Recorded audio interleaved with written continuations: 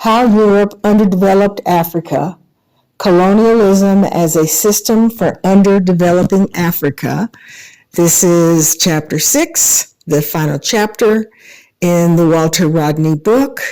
My name is Deborah Greenwood, and I thank you for listening to and watching this video that tries to highlight some of the information that's in this final chapter. I encourage you to go to my YouTube channel, which is Pan-African Vision, and you can find the other chapters that I've outlined there. I also invite you, if you like the videos, to give them a like, make a comment, share them, and subscribe, and we'll try to keep them coming. Thank you so much for your attention. General features of colonialism. Colonialism had quite a negative impact on the towns and villages of Africa.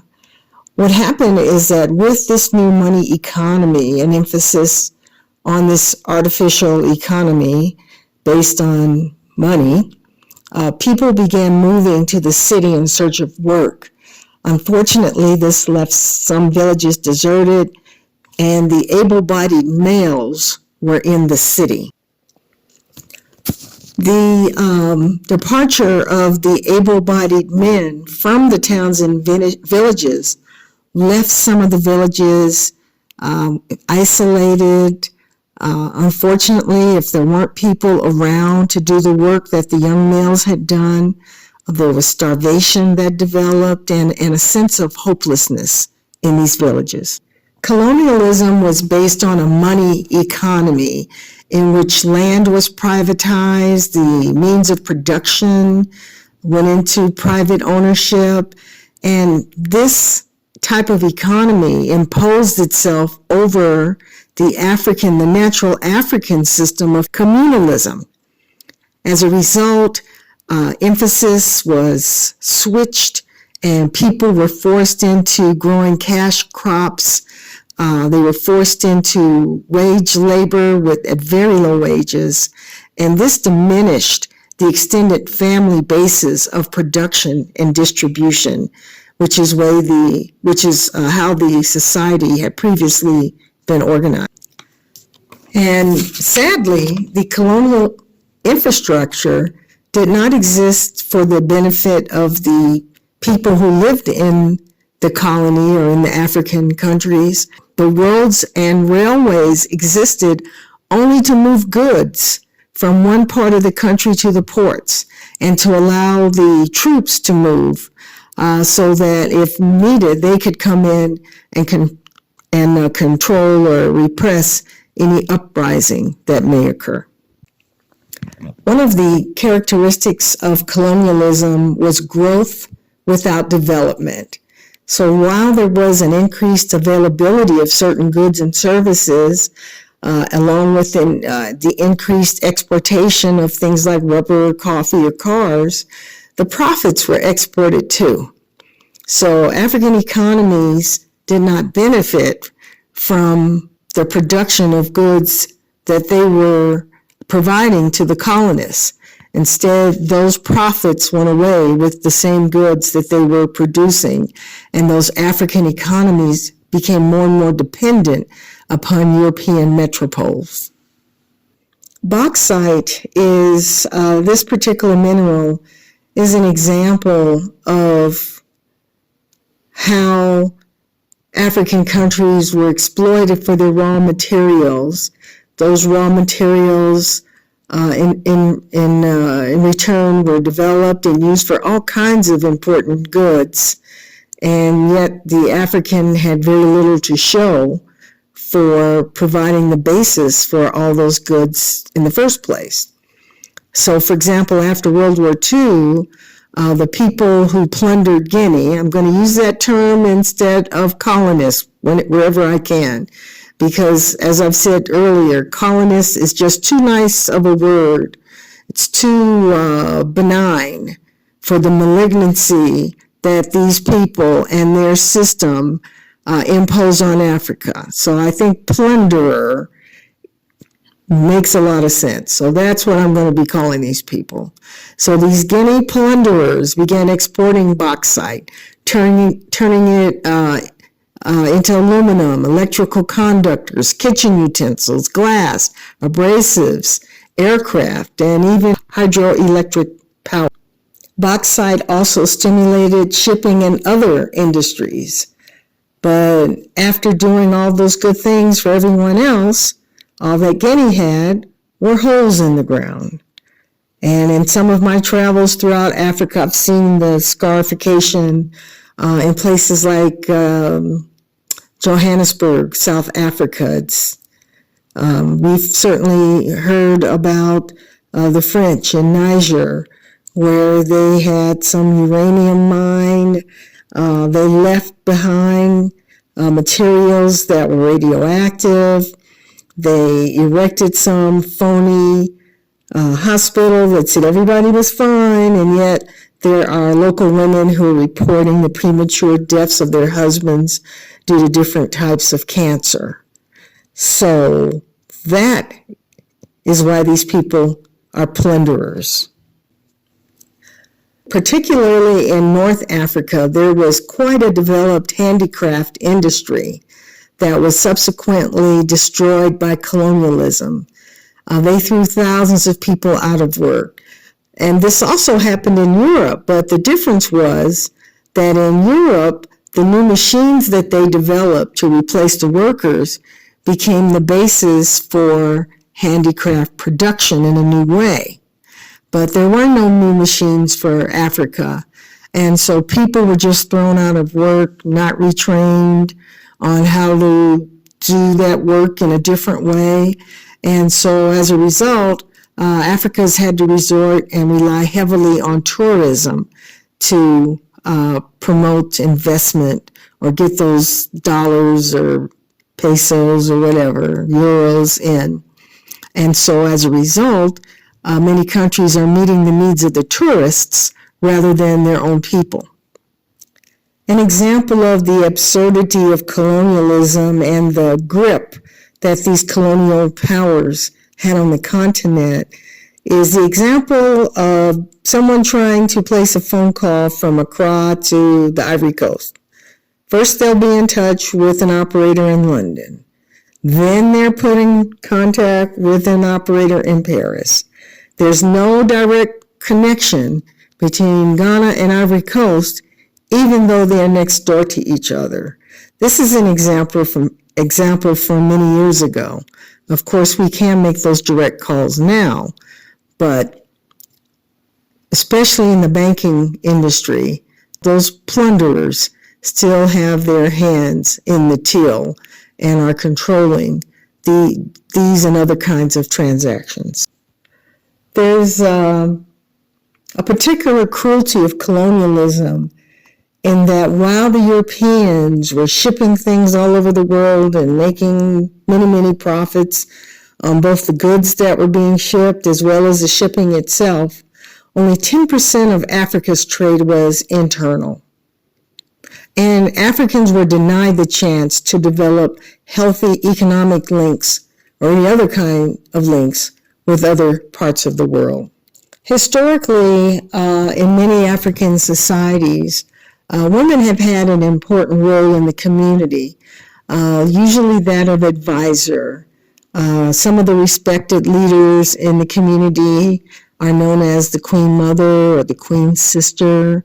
Many kings were known to consult their wives or their mothers for advice. So women had a pretty important role in the community. However, under colonialism, the role of women was diminished. We found that men performed the work for which they were paid, whereas women performed the unpaid work. And so men entered the money sector at higher rates than women. So women were kind of left behind. The movement on the African continent to end naked colonialism caused most colonizers to relinquish their very obvious economic control of their colonies and abandon their timetables of prolonged and continued colonization. If they could have kept doing what they were doing, they would have done it. But they were beginning to catch heat from outside sources and from the resistance that was taking place on the African continent. Because of some of the horrific reports of some of the activity that was going on among the colonies, in 1940 in Britain, a colonial development and welfare program or act was established. However, funds were not available to support this program until 1944. The French developed their own version of the Colonial Development and Welfare Act in 1946, called, its acronym is FIDES. I don't know what that stands for. However, the purpose of that act was to maintain the profitability of colonialism and to, quote, civilize, unquote, the natives. And I take that to mean to make them less resistant to the oppression that they were experiencing.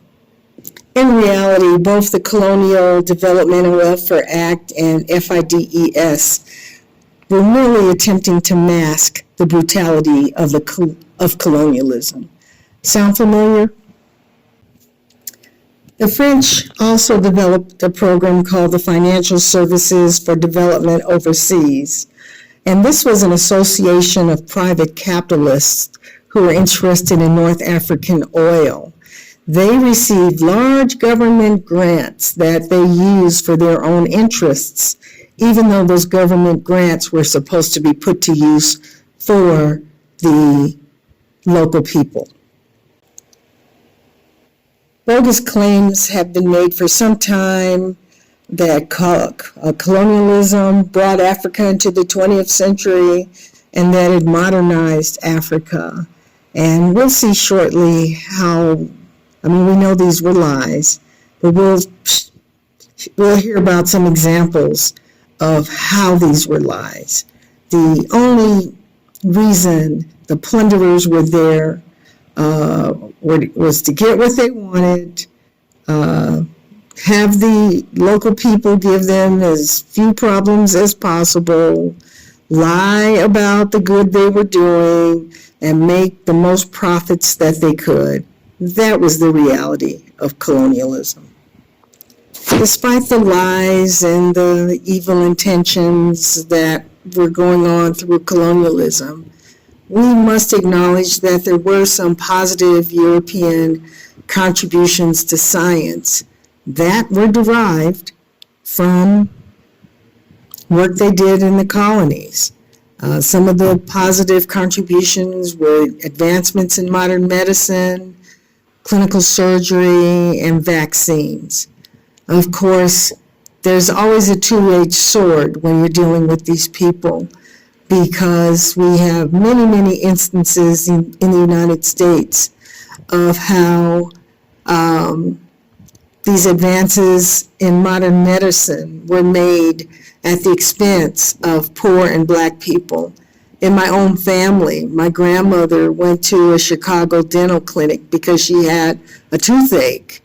And of course, they put her under, and when she woke up, she had no teeth. So these advances always come with a hitch.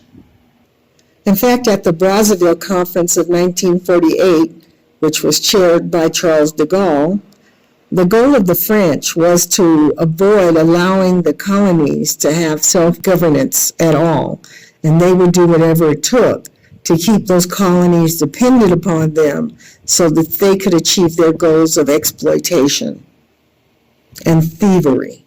In fact, in Madagascar, an 1899 ordinance outlined that what the plunderers sought were faithful and obedient workers to serve their industrial, agricultural, and commercial needs. And this is what they sought, not any kind of fairness or fair compensation for their theft of these raw materials. In fact, in agriculture, what we found is that that industry was industrialized in Europe, and yet Africans started colonialism with hoes. They ended colonialism using hoes, and they still use hoes today. So let's take a look at agriculture under colonialism. Under colonialism, agriculture was actually made worse. For example, in South Africa, many workers were overcrowded on land.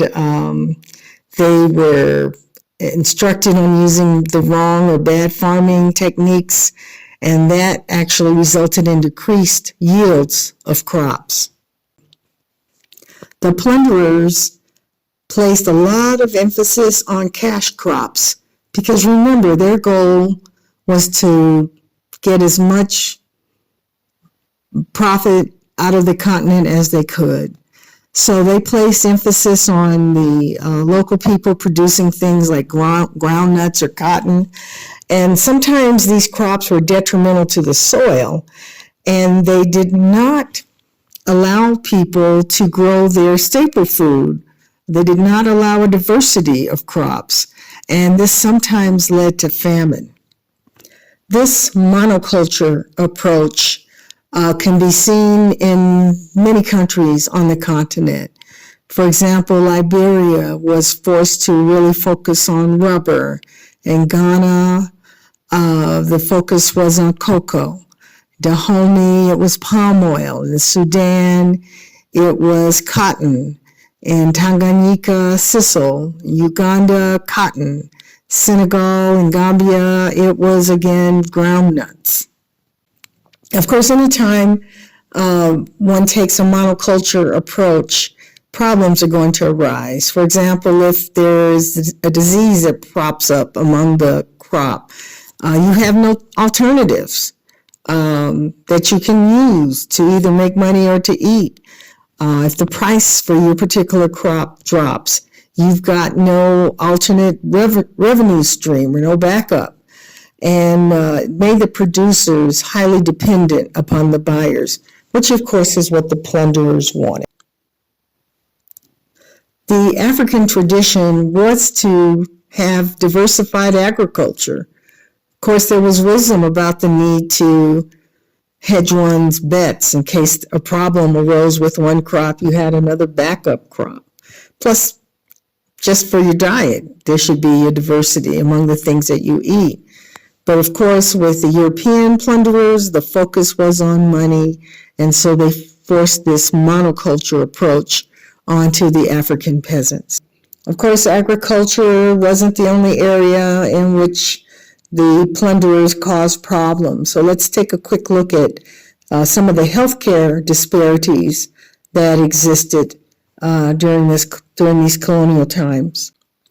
We see in Algeria real disparity in infant mortality, with the white plunderers having 39 deaths per 1,000 live births, while the Algerians had 170 per 1,000 live births. I haven't tried to, it's more than 4 times the amount. That's, wow. In fact, good quality medical care, maternity care, and sanitation was reserved only for the white plunderers. No attempt was made to ensure that the people who were working and helping them, and actually who were instrumental in them making all these profits, were able to achieve any kind of dignity or safety. In Ibadan, for every 50 Europeans, there were 11 hospital beds. But in the same area, for 500,000 blacks, there were 34 hospital beds. And in South Africa in 1912, during a horrible tuberculosis outbreak, 65% of black children died before the age of 2. And these were the kids who were living in these shanty towns. Again, the plunderers like to think that they came in and civilized the Africans and they made things better. But the Brazilian scientist De Castro liked to look at issues of hunger all over the world. And when he looked at some of the African societies, he found that there were no clinical signs of dietary deficiency in the areas that maintained the traditional diet. No tooth decay with traditional diets, and in fact, tooth decay only emerged when the same people were placed on so-called civilized diets. And today what we find are GMOs, chemical fertilizers. Not sure if they've hit factory farms yet. I'm sure they have in some places. And I haven't verified this figure, so I probably shouldn't say it. But the word on the street is that only 12% of the food in Africa is now organic. We should investigate that and make sure that's accurate. And if it is accurate, clearly that needs to change. Let's take a look at the education system and how that too served to underdevelop the continent of Africa. Well, let's first look at what the purpose of colonial education was. For the plunderers, the purpose of colonial education was to train Africans so that they could staff their private capitalist firms, and they would select a few Africans whom they could trust were sufficiently brainwashed and who bought into their system of views to provide a little more highly skilled services for them. That was their view of colonial education. Belgium was so racist. Their view was that they felt they could gradually civilize the African nature, but even highly educated Africans could not be trusted or could not be competent to be leaders of their own people. In fact, the colonial education system was designed to instill deference in Africans towards Europeans and capitalism. It was designed to instill mental confusion about what the heck was going on and why is this going on and is this right? And it was actually designed to get people to accept their exploitation. The colonial education system was not designed to promote the rational, sustainable use of material and social resources. It was not designed to give young people confidence, pride, and useful information that they could use as Africans. Never was its purpose.